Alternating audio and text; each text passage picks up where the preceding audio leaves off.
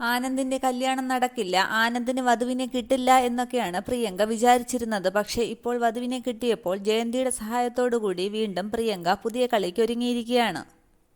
അതിനായി നന്ദനയുടെ കുഞ്ഞിനെ എങ്ങനെയെങ്കിലും നശിപ്പിക്കണം, പിന്നീട് നിനക്ക് ആനന്ദിന്റെ കല്യാണ പെണ്ണാകാം എന്നൊക്കെ പറഞ്ഞ് ജയന്തിയെ സന്തോഷിപ്പിക്കുകയാണ് പ്രിയങ്ക.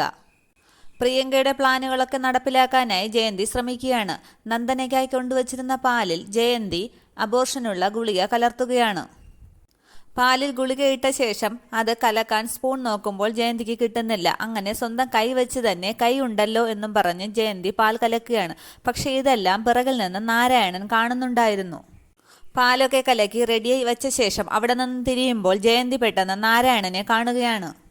അവിടെ ജയന്തിയുടെ ഈ പ്ലാൻ പൊളിയുമ്പോൾ ജയന്തിയെ വീണ്ടും പ്രിയങ്ക അടുത്ത പ്ലാൻ അറിയിക്കുകയാണ്.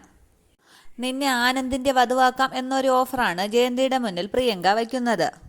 എങ്ങനെയും തൃച്ചംബരത്ത് അഖിലാണ്ടേശ്വരിയും കുടുംബത്തെയും തകർക്കുവാനുള്ള പ്രിയങ്കയുടെ പദ്ധതിയിൽ ജയന്തി പെടുകയാണ്. ഇത്രയുമാണ് പ്രമോ. Okay, thank you.